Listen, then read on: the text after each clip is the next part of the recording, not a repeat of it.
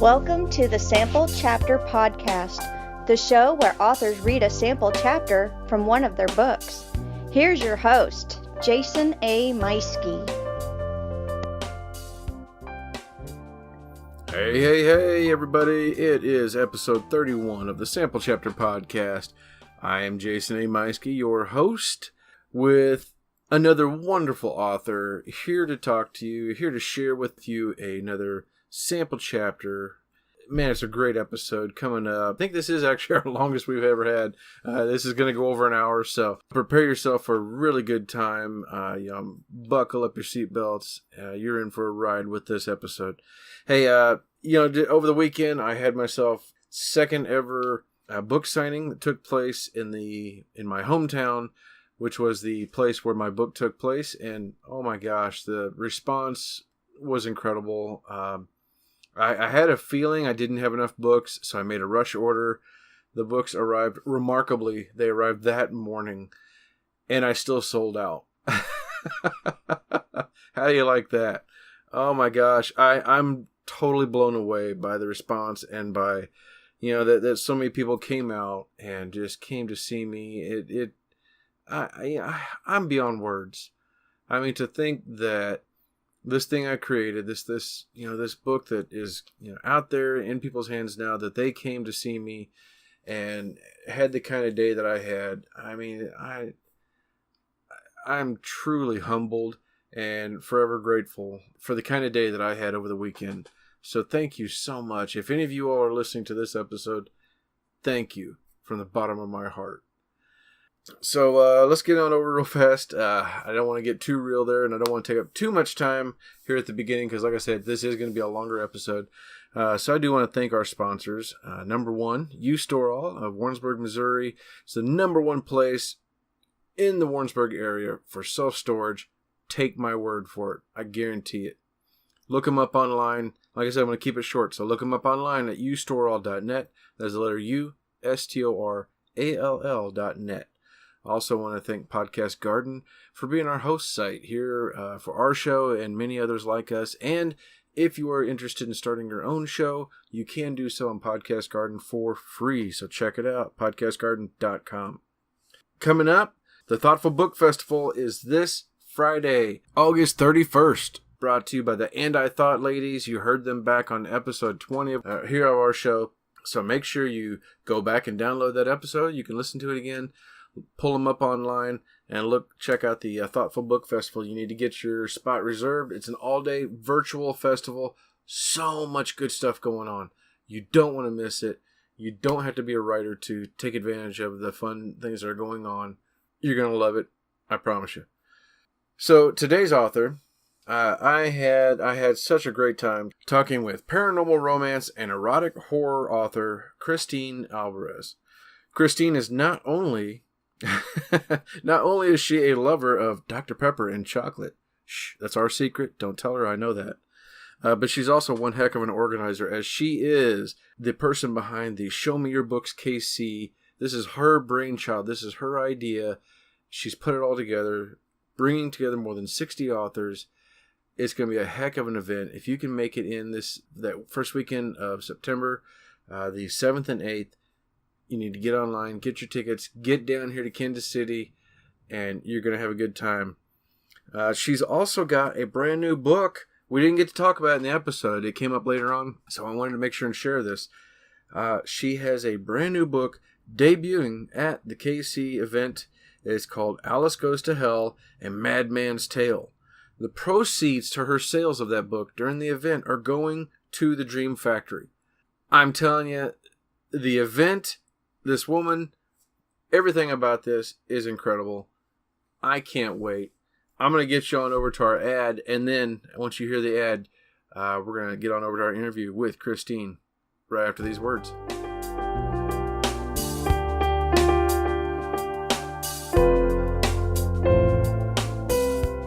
Hello friends, Jason here. Hey, I wanted to take a minute and share with you a very special event coming to Kansas City September 6th and 7th. It's called the Show Me Your Books KC Convention. With a mix of 60, yes, I said 60, traditionally published and indie authors in attendance. You don't want to miss this amazing 2-day event. Can't go to both days? That's all right, because you're going to get in for free on Saturday from noon to 3 to meet and greet the authors. You can pick up their books, get your picture with them. But keep in mind, if you only do that, you're going to miss out on the VIP experience.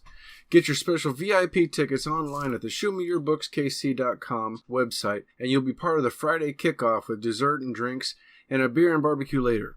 Also, you'll get to have breakfast with the authors Saturday morning, followed by a 1-hour VIPs only time slot with the authors. Later Saturday night, there's a 1920s themed farewell ball. You don't want to miss out on that. Best part about the whole thing, books aside, authors aside, best part is that Show Me Your Books KC has partnered with the Dream Factory and created a raffle that runs throughout the event. All proceeds go towards helping Dream Factory that makes dreams come true for terminally and chronically ill children. Go to showmeyourbooksKC.com for more information or follow the links in the show notes. Now back to your show.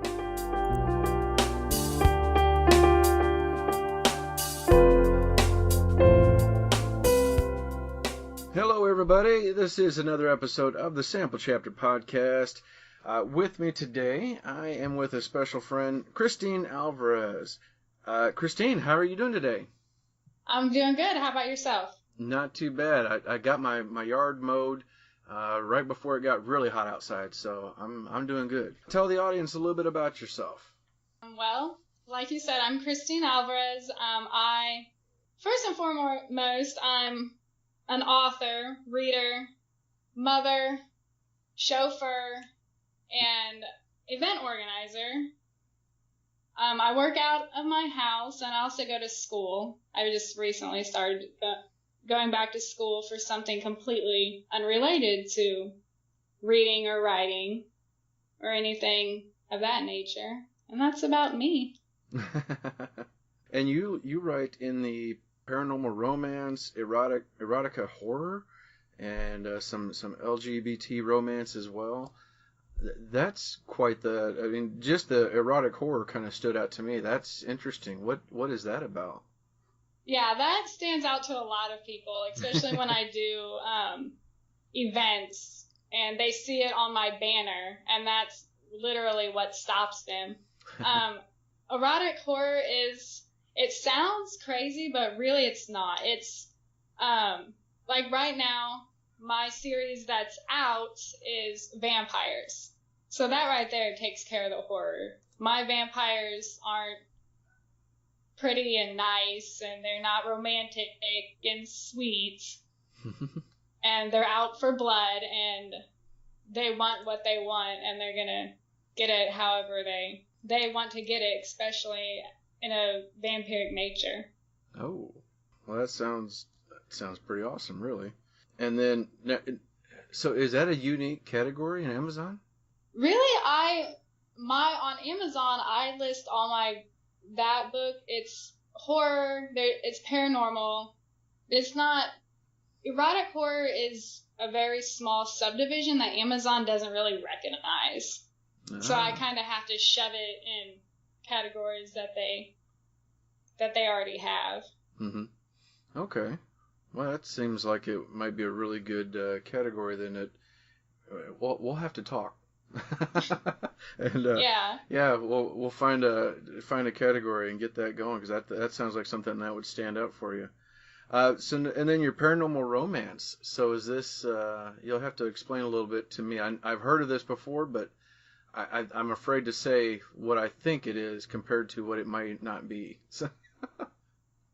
Well, my paranormal romance is also unique, as it's not filled with magic and sex and shifters like what TV is portrayed in, and what a huge chunk of the genre has clamped onto. Like, my Electatus series is based, I have a lot of history. I have a lot of shifters who don't shift because I'm really bad at writing actual shifters. Mine's based on magic and mystery. There is steam, so it's not It's not YA. I wouldn't ever let anybody under the age of 18 read it. Mm-hmm. But my character, she's trying to figure out what is going on in her life, as she's been plagued with dreams for most of it. And when she moves across the country, she begins to meet people that know more about her than she does of herself, and it awakens magic within her. And she soon tries to figure out who she is, because the people that she meets become part of her dreams. So that's where the paranormal aspect of it, because there are witches that aren't necessarily witches and shifters who don't shift. It's a large amount of mystery, but the romance comes from who those characters are in her lifetime prior. Oh, wow. Okay, that sounds pretty exciting. And that's in the Electida, is that how you say it? Electida series. Okay. With Alexis Davis. So, okay. Yes. And I based that, she's from Missouri, since that's where I'm from, so I used a lot of myself within her character. Oh, okay. Very nice. All right. I always like that whenever I get to talk to somebody and then I find out later that I may not even be aware that I'm aware that they're a local writer, but then I find out that they're writing something based in Missouri, and it's just opening up a whole new world to me of how many authors are in Missouri and the wide range of subjects and categories that we can cover. I mean, it's just about anything you want to find. You'll find an author in Missouri writing it.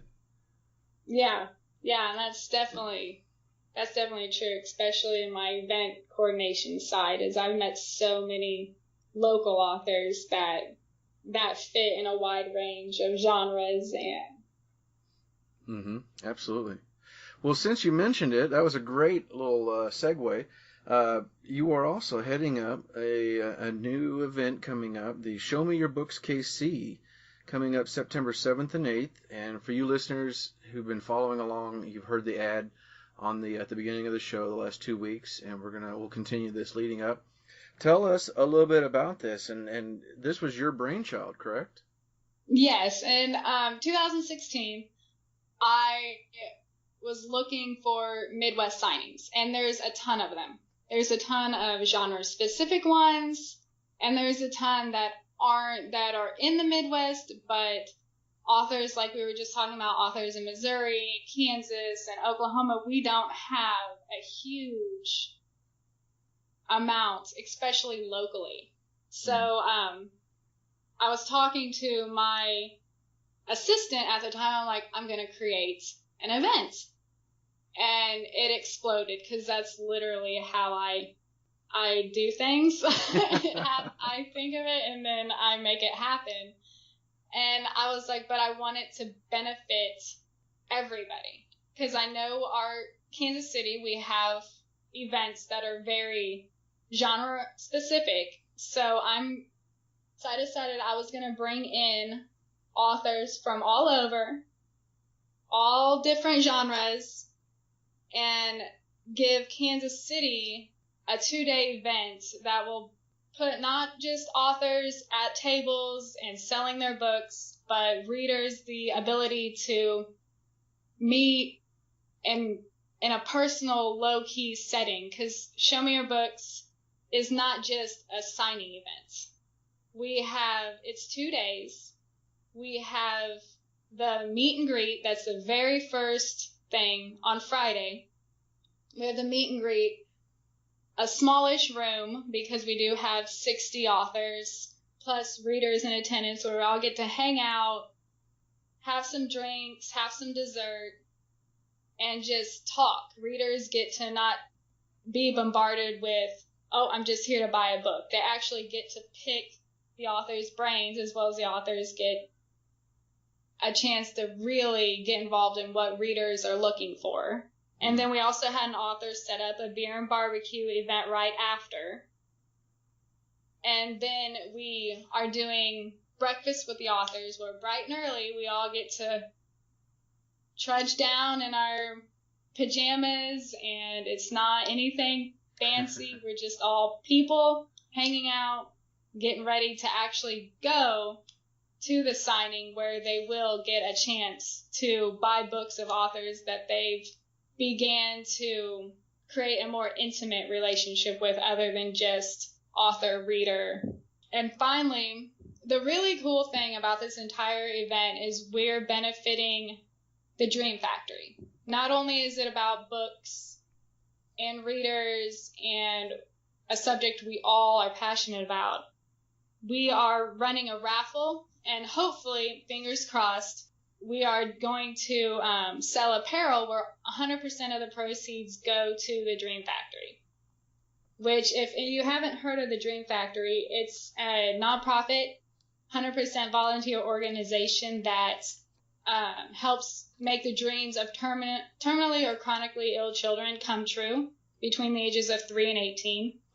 My whole life growing up, I'd always hear about them, and now that I've found a chance to actually help and create a change in these kids' lives, I figure this would be a good event, because it's a family-friendly event.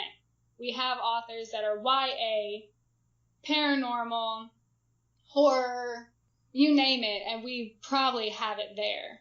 Yeah, I was looking at your Facebook group where the authors are kind of congregating and talking and sharing everything, and I'm just blown away with not only the number. I mean, you've got 60 authors. That just blows my mind. And then how many different genres there are. You've done an amazing job. Yeah, it's really cool, and I try to make it, because we have so many genres and we have so many that may not be kid friendly. We kind of made it to where all of our family friendly authors are in one area, not like segregating them, but making it easier for maybe little ears that are standing there don't hear things that they aren't supposed to hear and for years to come. Yeah, but I made it to where our readers, Kansas City, locally, and even readers that we have flying in aren't just coming and seeing one genre. I've tried to make it open to people that read on all different levels. Now I gotta ask, how did you pull this off? How did you find them from across? I mean, they're even a couple outside of America, aren't they? But you're all over America for sure, flying in. How did you do this? Well, before I decided to put on my own event, I had gone to events of my own, from other people across the country, and I kind of picked the brains of other event coordinators. But there is a Facebook group, and it's author events around the world. So you just go in there and you post your event information, and you kind of see who would be interested in coming. And when I first created the event, it was supposed to be small, low key. We were going to do it at the Kansas City Library. There was only going to be like 20 authors, and that's what I thought I could handle. But when I put the interest form, I was blown away with the amount of people that either have never been to Kansas City or has been waiting for an event in the area that would fit their writing style. So from there, it went double. We went from 20 or 30 to 60 because I couldn't deny these people the ability to come back into the Midwest if they have been here before, or finally find a new section of the states or the country itself that they hadn't sold in. I couldn't deny them the ability to find new readers. Oh my gosh. I like I said, I am just blown away. This is such a very cool event. I can't wait. Like we were talking before, I can't make the first day, but I'm definitely coming the second day. I'm gonna come in and check everything out and meet some people, and then I don't know if you have a sign up list for next year, but I'm down, so I'll be there. Yeah, all the information for that is going to come out within the week after the event is over. And we're actually looking to add an extra day and include author panels. Oh. So readers can come in and sit on panels and be able to ask authors questions. Well, that sounds Amazing. Everybody listening, you've got to check this out. It's coming up September 7th and 8th. It's called the Show Me Your Books KC. Man, and don't forget to get your VIP tickets, because if you do that, you're going to get breakfast, you're going to get special time with the authors, and then the ball. Oh my gosh, the ball to close it all out. The 1920s themed ball. I mean, I've never seen anything put together like this, and it's going to be a very special event. I really applaud you for doing this in the first place, but then going that step further of this isn't just open the doors, go in there and find an author, but you've got so much going on. I think people are going to be extremely pleased. So yeah, I figure readers, they like to read books, but especially in the indie world, readers also like to create a different kind of bond than you would find in like the mainstream traditional. They like to be able to walk up to an author and be like, hey, and feel like they're on the same level. We're not any better than they are. We just chose to go crazy and make ourselves insane and get out books that people want to read. That's right. Well, tell the audience, where can people find information about the event? Where can they find you and follow you and your books? You can find information for Show Me Your Books on www.showmeyourbooks.kc.com, or you can find the attendee page where you can talk to the authors, see what's going on, what they have planned for the event on Facebook at Show Me Your Books attendees. For me, you can also, I do have a website. It is sadly not up to date because Show Me Your Books has taken up a large portion of my time. The best place to find any information about me is on Facebook, Christine Alvarez. I do have an author page, but like my website is sadly not utilized. But I find my readers like just sending me a friend request and seeing not just the books. They like to see my day-to-day crazy when it comes to kids and my life just as a person. And I do put my book information and snippets and whatnot up there as well. Yeah, I think readers really enjoy hearing that personal side of an author, that they really enjoy reading and getting to hear what they're up to, and it's just like I said, it's that personal aspect to it. It humanizes the author and makes you bond that much more. So, and I think whether it's somebody, whether it's following on Facebook or getting to come to your event and somebody getting to talk to them like this, it's really, really good. Well, I've had a blast. I can't wait to meet you in person here coming up, and I just thank you so much for coming on. Yeah, you're welcome. Anytime. And anybody listening, if you do come, I'm going to be the one with the pink hair running around like a mad person. Just stop me, say hi. I'm more than happy to stop and talk and chat. I might be blaring some sort of order into my walkie-talkie, but I will be there. All right. Well, thank you again. And ladies and gentlemen, it's time for me to step aside, and I'm going to hand the floor over to Christine Alvarez with her book, Beyond Blood, Book 1, The Devil's Angel. Okay, this is Chapter 1 of The Devil's Angel. This is through Angel's point of view. Angel. The hatred filling his voice had me pushing the blade further into his chest. Ironic, isn't it? I said, smiling down at my target for the evening. I didn't know what my mother had been thinking the day she decided on that name, but I was not an angel. I couldn't help but let the pleasure that this moment gave me play across my face. He wouldn't dare move or fight against me with a blade so close to his heart. His death was inevitable in my eyes, so all the work he would put into keeping his life was null and void. I never understood why they didn't fight. I know for a fact that if it was me on the other end, I wouldn't go out without kicking and screaming. I'd fight to the end. Even immortality didn't make them immune to stupidity. They were just stupid longer. Getting them here hadn't taken much. He didn't have an ounce of self-preservation in that brain of his.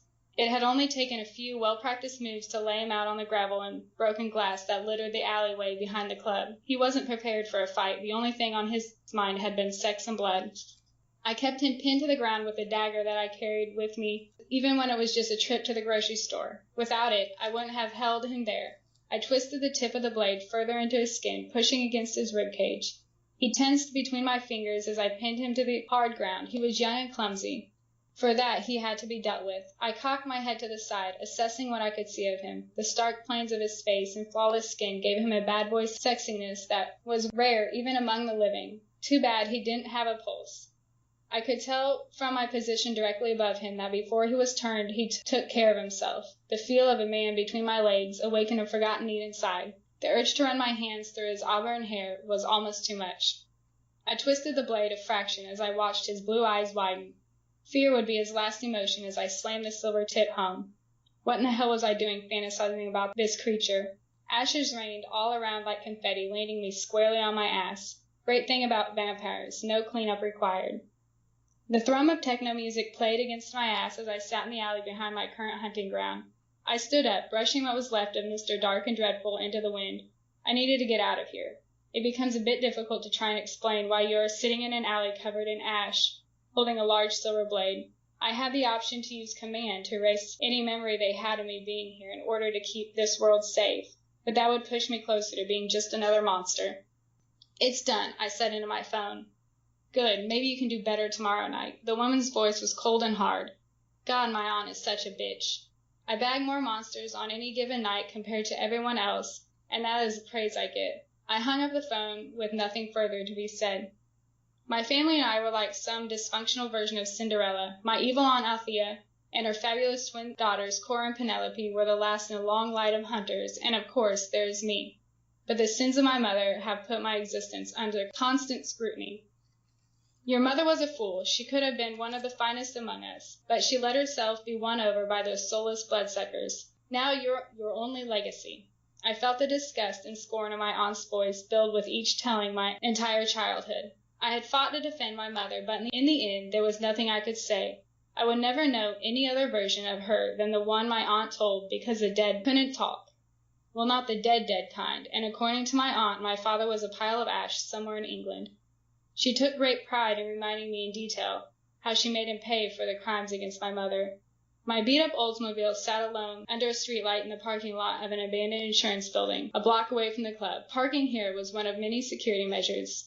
Nobody could see my coming or going, and I had a slim to none chance of having to explain away my messed-up hair, fading scratches, or the clumps of my blood mixed with vampire ash.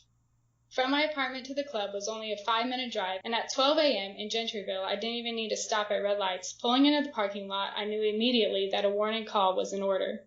Jane, my roommate, had company. A blue bandana hung in the rearview mirror of the Mini Cooper, our version of an early warning system. Jane has been my friend for as long as I can remember. My only friend, really. She never questioned just how different I was compared to her or any of the other kids. In high school, I broke down and told her what kind of freak I really was. That my dead mother was a vampire hunter, and her dear daddy was the very thing she hunted. Though I had been warned from an early age never to let anyone know what I was or what my family did for a living, I couldn't keep something like that from her after the shit she took from me growing up. I owed her that much. My family had said I would end up in some lab being poked or prodded, maybe even sitting in a padded cell upstate. And I thought my life sucked. That was her response. She let me talk and explain for 20 minutes until finally I couldn't find any other explanation to give for what I was. Then she looked me up and down before shrugging my confession away. That was the one and only time we ever talked about what or who I really was.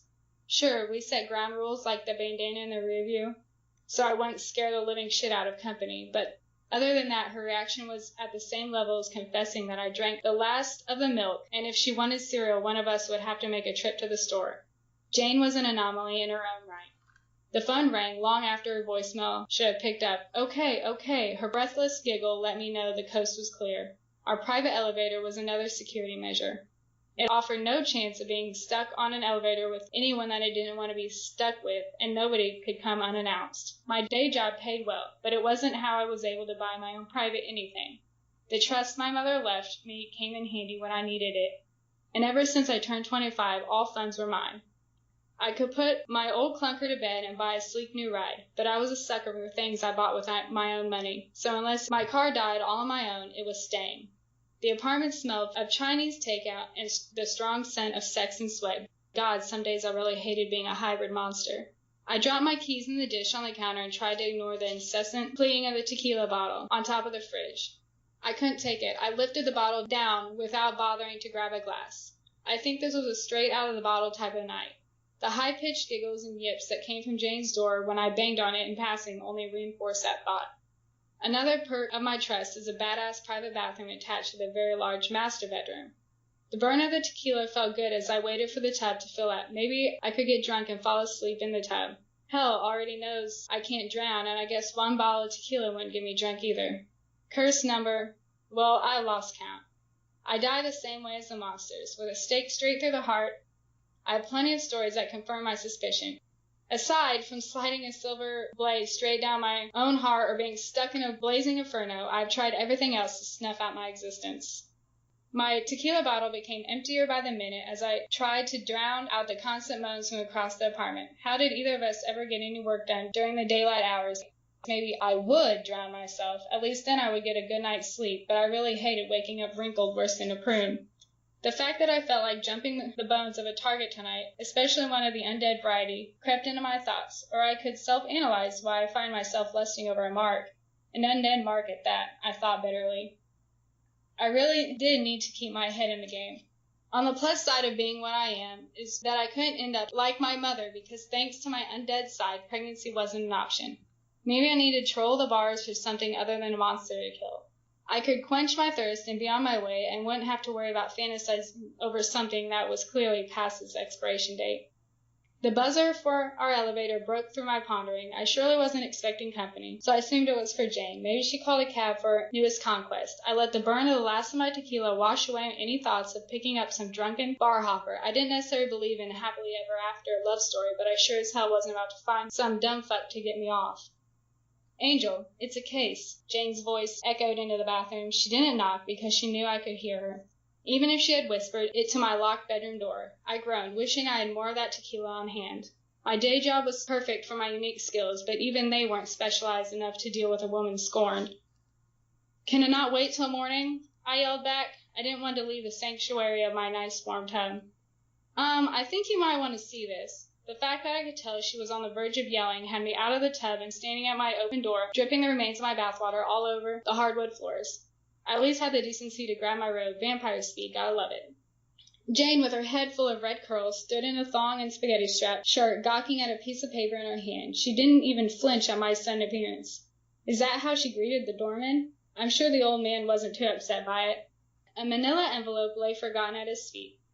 What has gotten your panties? I stopped mid-sentence, taking in a retire, or lack thereof. All in a bunch. She flipped the check in my direction. A speechless Jane is never a good sign. Now I knew why, because words felt foreign to me at this point in time as well. $500,000, she choked out. My shock was short-lived when I saw that the check was made out to me, not A&J private investigators. How did you know it was a case? I asked. When I answered the buzzer, Billy said some old guy dropped this off at the front desk. When Billy asked why he'd stopped by, the old guy said it was a request for our services. She white-knuckled a check, practically crumpling it in her hands. Her wide eyes and hollow tone made it seem like she didn't want to let go of the check or acknowledge that it was made out to me. I bent down and scooped the manila envelope off the floor. The only other thing inside was another white envelope with a large stylized A at the top. Jane, can I see the check, please? I asked slowly, hoping that she wouldn't flip at the thought of having to hand it over. She made no move to voluntarily hand over the check, but didn't try and stop me when I pried it from her stiff hands. The cashier's check held no traceable clue as to who our potential client was. Even the letter was as cryptic as they came. Your office has been deemed secure. I'd like to request a meeting after sundown tomorrow night. The request was written out with such elegance I had to run my fingers along each word to make sure they were handwritten instead of typed out. Find something with high alcohol content in your laptop and meet me in the kitchen, I said, turning back towards my room. The money, the nighttime meeting, the arrogance in the request left a bad taste in my mouth. While I changed into a nightgown, I had to listen to Jane not so politely send her bed buddy packing. I let out a loud snicker as I heard the door literally hit him on his way out. "So what's the plan?" Jane asked, meeting me in our living room. She had at least covered her ass with a hot pink shorts. "I need you to hack into the bank and see your requested check." I tapped the name as I set the check on the coffee table. "Easy peasy," she chirped, giving her laptop a loving grin as her fingers tapped against the keyboard. There was no sarcasm or hesitation in her answer. For her, this was easy. Having a partner and best friend that was a grade A computer genius had its advantages. Jane didn't drink, and she also thought it wasn't very ladylike to drink straight out of the bottle. On more than one occasion, she had set me straight on that fact. More tequila sat next to her, accompanying 2 shot glasses that Jane had already filled to the brim. "Cheers," I groaned, thrusting the glass in the air. With one gulp, the now empty glass clinked against the table. I listened to the tapping while I emptied the second shot glass. Occasionally, she would mumble something about bypassing servers and piggybacking, terms that went over my head. "Gotcha," she said excitedly. It sent the liquid down quicker in order for my full attention to be directed at the computer screen. "Jackson Bank and Trust pulled funds from a personal account for one Alistair Drake this afternoon in the amount of $500,000. Her words were full of pride in how quickly she had found it. The name sounded familiar, but I couldn't place why or how I knew it. Who is Alistair Drake? Google was up and searching before I could even finish my question. According to Google, Alistair Drake owned and operated a chain of high-end catering businesses up and down the coast, even extending across the Midwest. Forbes even had him named one of the year's sexiest entrepreneurs, and by the picture, they were not wrong. A man with hazel eyes stared back at me from the computer screen. "He doesn't look much older than you." Jane's observation gave voice to my exact thought. The lines in his smile and subtle wrinkles against his faded tan told me that he wasn't born into money. His short haircut didn't seem to fit the personality that came across the picture. "Can you find any reason why he would pay such a substantial amount of money for our services?" I asked, needing to take myself away from analyzing him. "Nothing. According to the article, he has no wife, current or ex, and no children." Her voice was strained and far away. I was the only one his looks were affecting. Bent over Jane's head, I continued to watch each search engine do its thing. "What about what's not in the article?" I said as I watched her flip from screen to screen. She knew exactly what I meant. He had been in the business long enough that people were generally not what they appeared to be on the surface. "No lawsuits, grievances, family or business problems. For all intents and purposes, in public and private, he seems squeaky clean," Jane said while scanning pages for anything further that would actually help us. "So what would a millionaire with no obvious problems need from us?" "Well, that means that he is damn good at hiding things, because you don't hire a private investigator if there is anything you want to be kept private." I poured out one more shot. I could tell I was going to need it. By the time we concluded our investigation of our potential client, the sun was making its presence known. It had been another not at all unexpected sleepless night. Even after a few hours of digging, we still hadn't found a hint to why our services were needed. My internal warning bells were giving me a headache. Though Alistair Drake's records did not jive, the birth certificate he filed did not exist in the records at the hospital, and his family's trails all came to a dead end. The only thing I knew of that would have a history this shady was a vampire, and that thought made my skin crawl. They normally weren't the ones to seek me out. It's normally the other way around. One sleepless night didn't affect me much, but Jane, who was completely human, didn't fare too well when it came to zero sleep. Even after 2 large cups of coffee, she was still dragging when we finally made it to the office. A client, Stephanie, who suspected her husband of infidelity, sat waiting in our parking lot. I have never worked a case where the suspected cheater wasn't really a cheater in the end. It's always baffling how these women found ladies' underwear 3 sizes too small under the bed, receipts for presents, dinners, and loads of other things that they never see, and try and file it away as something else. Denial was a very expensive emotion, but in Stephanie's case, cost didn't matter because she was using his money to pay for our services. I let Jane sit this one out. I could handle one hysterical wife all on my own. Maybe she could dig up something about Alistair Drake with a little more time, or by the sound of her slowing heart rate, she could take a nap. "Our nanny?" Stephanie's screams of recognition pulled my attention to the picture laid out on the table. "That's another surety. If you suspect your husband of cheating and you have a hot nanny, then 99% of the time that is where you should look first." "I'm going to kill them both." Stephanie flicked through the same few pictures over and over, letting each one burn into her memory. I doubted what she said would hold true. It was the same thing they all said, and more than likely it wouldn't happen. There are generally 3 options. 1, she will divorce him and take him for all he is worth. 2. She will throw a tantrum and fire the nanny, and her husband will promise never to do it again, and they will go on with their lives while he finds some younger model to bang. Or 3. By the time she gets home, she'll decide she can't bear to rip the nanny her kids love out of their lives and choose to ignore the affair for greater good of their family.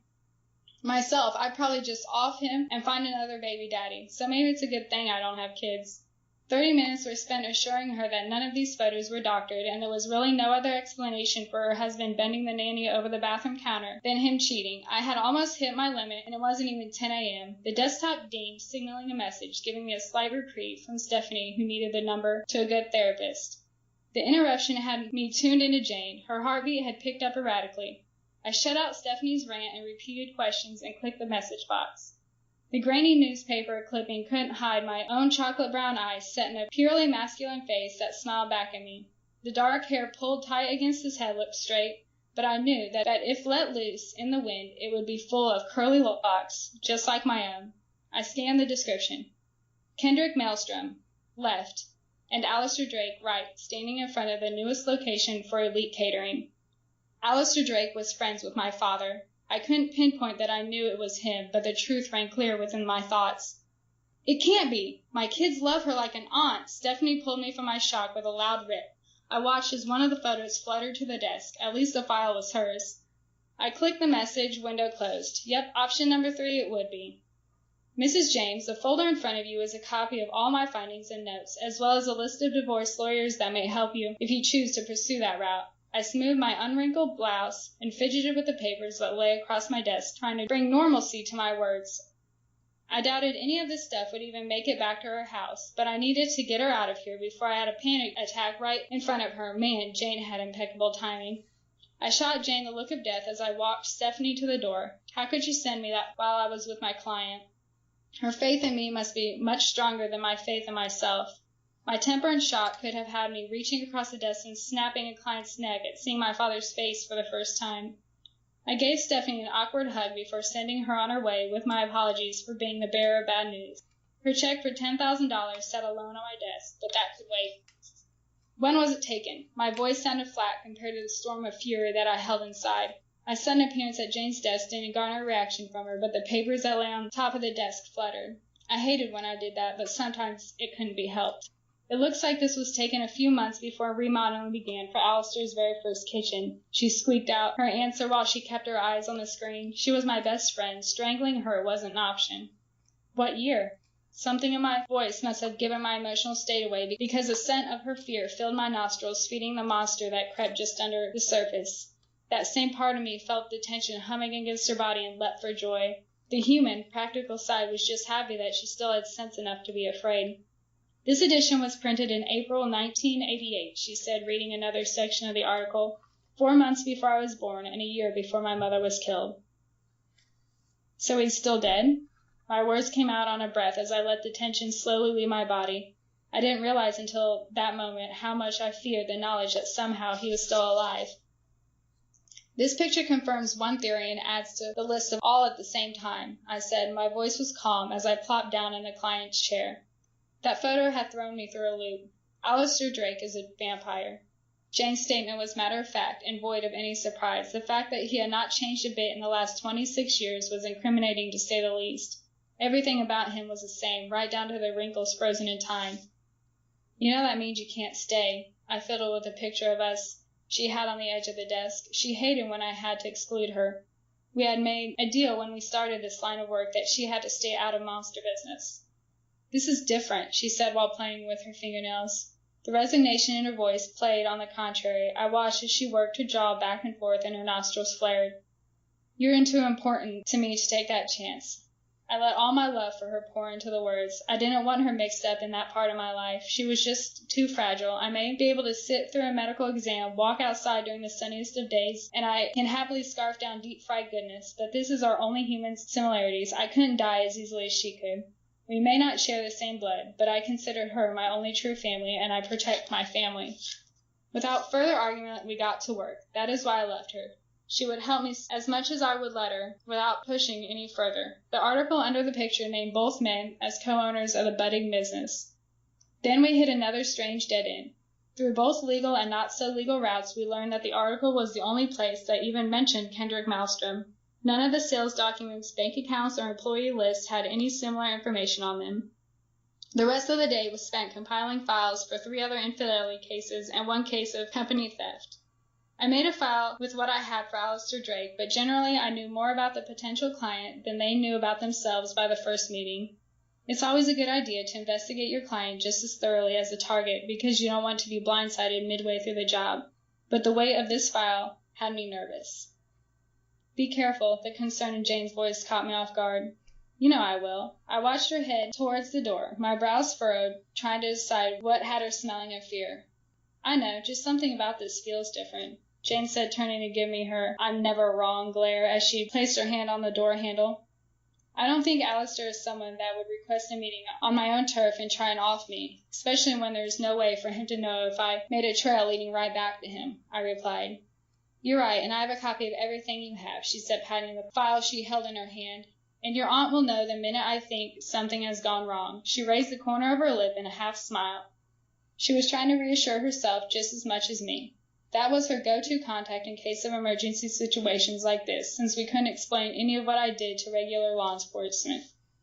2 hours until sundown, and there I was, alone in my office, staring at the only picture I had of the monster who made me. Before today, I didn't even know his name, but I am damn sure I didn't need a DNA test to tell me that Kendrick Malmstrom was my father. Everything from his build and his eyes trapped the truth within the photographer's lens. The stark similarities in the way he held himself was jarring. I hadn't realized before today how little I resembled my mother. Sure, Jane and I had searched for any record of his existence before, but without a name or picture we were out of luck. I guess some part of me wanted to know where I came from, much like kids who were adopted probably do. What did Alistair Drake want with me? Did he know I was Kendrick's daughter, or was it purely a coincidence that he saw me out for help? Maybe whatever problem he had was an average human problem, and money wasn't that big of a deal to him. By the look of his bank statements, I could see why he would feel that way. I tapped my thoughts out on the desk, occasionally scribbling random designs into the notepad. My large veggie pizza and sweet tea arrived, giving me plenty of time to eat before anyone showed up. I inhaled the entire pizza and cleaned up the evidence, trying to waste time. Finally, I forced myself to sit, ignoring the fact that I generally wasn't a patient person, especially when it came to the unknown. The only comfort I had was the feel of the silver-tipped blade secured to the undercarriage of my desk. My fingers stroked along the sharpest point of the blade, circling the tip. Vampires were not the only monsters that walked this earth, so I kept a universal weapon handy at all times. The pain the blade rendered helped rein in the restless unease that had been stirring since that picture popped up on my screen. I pushed against the blade as I felt the sun fall closer and closer to the horizon. Warm liquid welled around the tip as the sun completely disappeared. The sun didn't have the same hold on me as vampires, but I knew where it hung in the sky every minute of the day. It reminded me just how much closer to the monster I really was. Not long after sundown, a car engine purred into the parking lot. The lack of heartbeats kept me planted in my seat, and the quick arrival let me know that they weren't staying far from here. The grip against my blade became excruciating as I tried to squelch the knee-jerk reaction to stake them upon entry. Be careful, young Dampier. You wouldn't want to scar that pretty hand of yours, the first man in said. I could tell by his less than expensive attire that he wasn't Alistair Drake. Their entry was instantaneous, causing the bell over the front door to tinkle after they had already made it to the office. Well, at least no introductions were necessary. Mr. Drake's groupie didn't rate the reaction that I could only assume he wanted. He didn't even rate my attention, let alone fear or intimidation. I had all eyes for the man standing in the doorway. The pictures did him absolutely no justice. Alistair Drake was only slightly taller than me, and his hair framing his face had grown out since that picture was taken. Only the very old and powerful can manipulate their appearance like he had. He was softer in the face as well, but somehow he still had a pronounced jawline. I watched as he bit his full bottom lip and blinked his longer than normal eyelashes. Those very human qualities had me forgetting the lack of heartbeat for a moment. Alistair wasn't dressed for a meeting. The gray pinstripe dress pants and white undershirt gave me the impression that work was not on the menu for this evening. "What can I do for you, Mr. Drake?" I said as I gripped the blade, letting a new rush of blood flow from my self-inflicted wound, reminding me to steady my heartbeat. I may be in my office, but they were not my normal clientele. "So much like your father." He hadn't moved any closer, but those words felt like a whisper against my ear. If I didn't know how impossible it was, I would swear it was his breath that swayed across the fine hairs along my neck. I had to work hard to keep my anxiety from growing and conceal to the vampires. For purely factual purposes, I'm a bastardized orphan. So you must pass that along, if only to protect my perfect reputation. I ground out. His knowledge of my parentage answered one of the many questions that had ran through my mind. It was no coincidence that he was here. During my fact correcting, I watched out of the corner of my eye as Alistair's little groupie grew closer and closer to breaking my bubble of personal space. Without a thought, the man's throat was in my hand, and my bloody blade was through his black tea and resting against his heart. One thrust, and it would just be Alistair and me. That thought didn't bother me as much right now. You might want to teach your employees better manners, Mr. Drake, I hissed. The groupie took involuntary breaths, even though it wasn't necessary. He couldn't be that old, still possess so much humanity, and be this stupid. Draven, please show Miss May proper respect. We have come to her for help. Alistair's voice was warm and inviting, making me want to hate him. My last name prompted the realization that my mother had given me a clue to who my father was. Now apologize so we can get on with it, he said. I watched the man that I held by the throat squirm and open and close his mouth for a second before realizing it might be easier for him to verbalize his apology if I stopped crushing his larynx. When I released him, he immediately bent over, taking a large gasp of breath. Why? I asked, staring down at him. I was momentarily confused at his whole act. Why what? He gasped out. You must be a baby at this, with the mock breathing, the sneak attack, and playing up the fact you know who I am, I said, cleaning off my knife against the back of Draven's shirt with no intent to resheath it. As human as he still appeared, the male ego was surely still easily hurt. I'm inherently human and a female, so I'm sure I left him with a bruised one. I'm sorry for that, but if he wasn't necessary, he wouldn't be here. The disgust for the man laced through Alistair's words. Then have a seat, and please do fill me in on why either of you are here, I said, waving my hands to the empty chairs across from my desk. Alistair didn't make a move to sit as he stared daggers into Draven. Isn't there something you need to say to Miss May, Draven? Alistair asked. I'm sorry, and I will play nice. Each of Draven's words came out forced. He may have to apologize, but the apology was empty, and surely Alistair knew it. Without further hesitation, we all began taking seats in the room. Draven sat in the chair closest to the door, putting Alistair in the chair between us. I could only read into that positioning his fear, which drew out a smile of satisfaction. Alistair glanced between us before letting out a sigh. His brother, Lorcan, has vanished, and I need him found. I have gone through all my extensive resources to locate him, and as you may assume, have come up with little to nothing. Alistair stated by way of working past our fucked-up introductions. The brothers, a vampire as well? I asked. Alistair only inclined his head in response. Well, Mr. Drake, I don't know what I can do for you. Tracking ashes seems like it would be impossible, I said, lacing my fingers together on top of my desk. My brother's not dead! The venom behind Draven's words promised that he would die trying to kill me if he could. Actually, the smile widened just a fraction. He is right, Alistair interrupted our little spat. I would not be here if I believed he was unable to be found. I found his complete lack of interest in Draven's outburst interesting. Are you not a sire? I asked. Once a vampire turns someone, they develop a supernatural tracking device that never lets their children truly escape them. If a child dies, then all ties are broken and the track grows cold. I am, but something beyond death has severed my tie to him. His body stiffened and his voice grew irritated. Why is he such of importance when you clearly have such dispassion for his brother? I could only assume that his brother is much like him, I asked, pointing at Draven, who was staring at me with my death clearly playing in his pale eyes. My real question was what could sever sire bonds other than death and a sire's will, but that could wait. I didn't want to show a vampire my lack of knowledge on this subject, and it had never been a necessity to know any of this. My job has always been to annihilate rather than study them. I was hoping that Draven here was much like his sibling, but sadly that hasn't been the case, he said, clearly disgusted by his choice to sire Draven. But unlike with my comment, there was a complete silence from the peanut gallery. So why turn him then? I questioned with a nod towards Draven.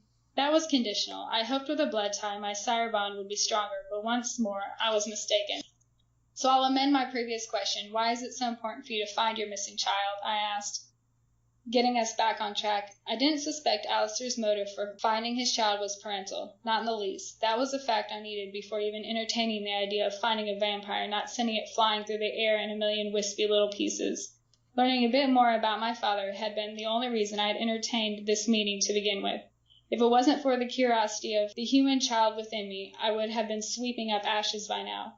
"He has something that I want," he said, pinning me with his hardened stare. Bingo. I couldn't help the smile that played across my face. It was always something else. Vampires didn't care about anything but themselves. Lorcan was just a means to getting something that was his to begin with.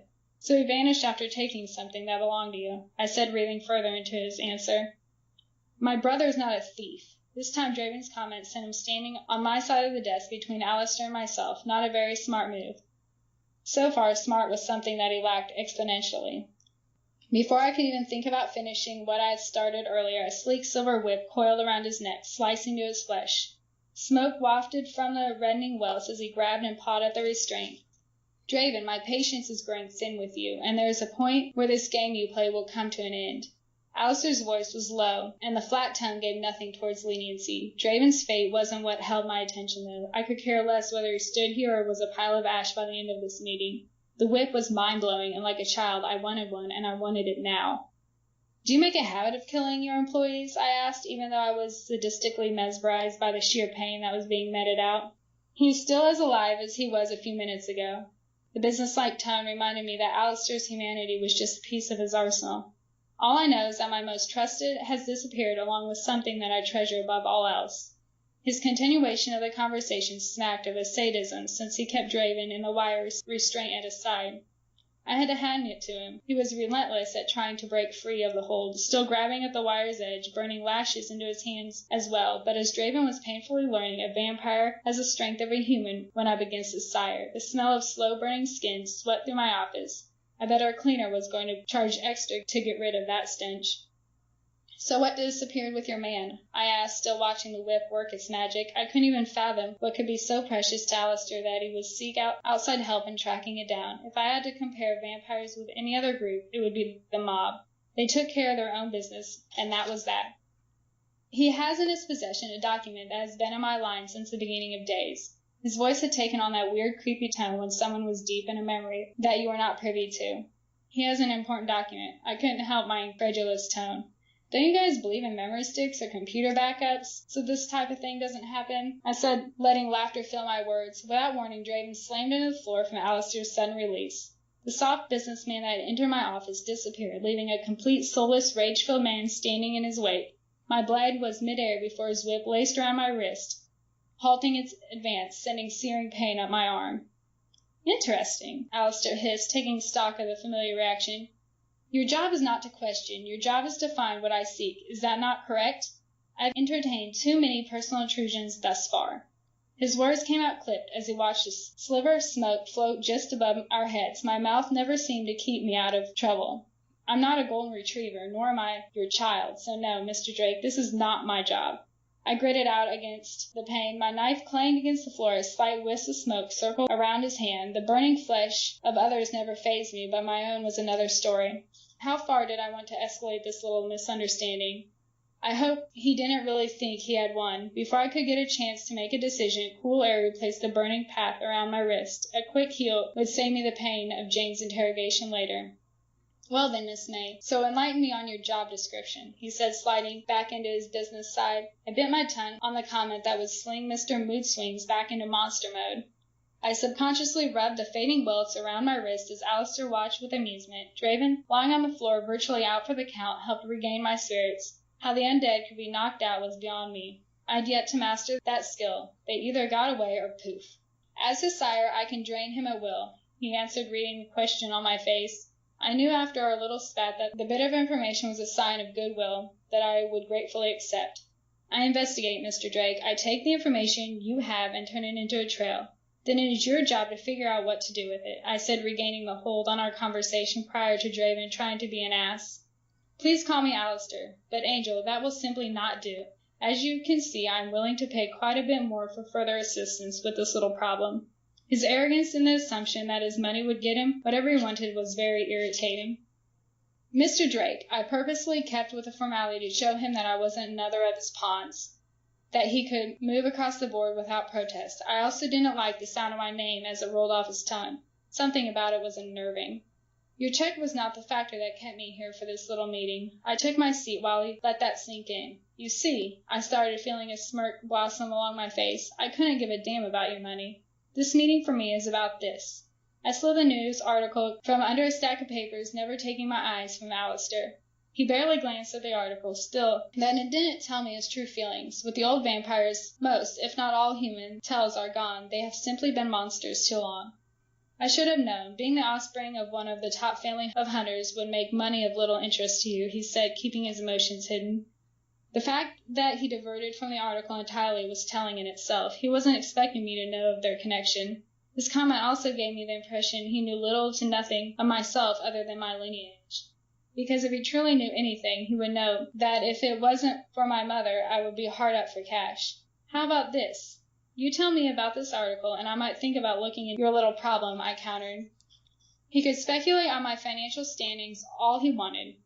My interest had piqued at the fact that he had lost ties with his child before death.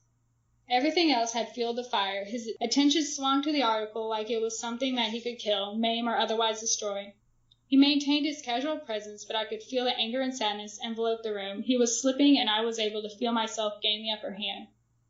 What more is there to say? We were business partners, he said, still eyeing the article as if it would speak up at any time. If he really thought I was that stupid, then he wouldn't be here. There's nothing about your partnership before or after this article, so my guess is something happened and you tried to wipe out all evidence of your relationship with him, and this article slipped past your cleaning crew, I said, leaning back in my seat. His silence let me know I'd hit the nail on the head. Why? The anxiety in my tone was clear as I waited for an answer. He sat silently inspecting the article as the growing need to rip his cold, dead heart out inched closer and closer to reality. Be careful, Miss May. It would be hard to get your answer from a pile of ash, he warned. I knew that, but I didn't like knowing he had leverage over me. If it came down to it, I needed to be able to stake him without thought of information he had on my father. Since money isn't a motivator, then payment for your services shall be information on Mr. Kendrick Malmstrom, he cooed. The look he gave me at that landed him right into Creepyville, along with all the other monsters I had to deal with. He let me see the monster he hid behind that very attractive exterior. Working for a vampire would be new, and something my aunt would probably stake me for. She would also probably stake me and burn me to the ground if she knew that it was in trade for information on my vampire father. You have a deal as long as you throw in that nifty whip as a bonus, I said, giving the whip that lay in his lap the same look of adoration I would give a long-time lover. His eyes bore into me like he could take whatever he was looking for, even if it went against my own wishes. I had a sinking feeling I would regret this the moment he left. You have a deal, and if I may provide you with a bit of advice, learn to regulate your emotions a bit more. They give your motives away. His advice came out low and hard. Thanks. Now can you get him off my floor so I can figure out how to get this smell out of my office? I responded as I waved one hand through the air. We both gave our attention to the still unconscious Draven laying on the floor. With a snap of his fingers, the recently unconscious Draven was conscious. He braced the arm of the chair to pull himself off the floor to stand unsteadily next to Alistair.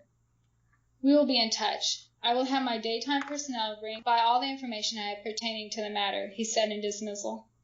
Draven's anger had diminished, but the hatred he had so quickly developed for me was prominent in his thinning lips and his jaw that jerked back and forth as he ground his teeth together. I don't think he liked the fact that I would be looking for his brother instead of him. Thank you for your hospitality. We shall take our leave as the hour grows late, and I am sure you need your rest. He turned to leave, but not in the same manner as his entrance. His stride was slow, and I took the time to stupidly take in his backside. The whip? I reminded, pulling myself out of my assessment. He turned, slowly giving me a sly smile. I had hoped you would have forgotten that part of our deal, he said, letting his show-stopping smile consume his face. Just like a child, I never forgot what I wanted and wouldn't stop until I got a chance. Not a chance, I said, copying his smile. The next second, my newly acquired toy sat neatly in the inbox on my desk. This might call for a nighttime stop at a local club, so I could play a little. My interest in my newly acquired whip held my attention, causing me to let Alistair's leave go unnoticed. I also saw he had left a check still sitting on my desk. Alistair was neither dumb nor young, so he purposely left it there. The rush of the easy kill I had happened upon on the way home still sang through me as the elevator door opened up into my silent apartment. I guess not completely silent. There was soft sounds of snoring coming from Jane's room. At this point, I envied her relatively normal life. A manila envelope sat at the foot of my door with a large fancy print across the front that read, "As promised." Well, I guess patience was a virtue that he didn't possess. He would have to wait. I needed sleep. Even with my mind spinning, sleep was my greatest enemy.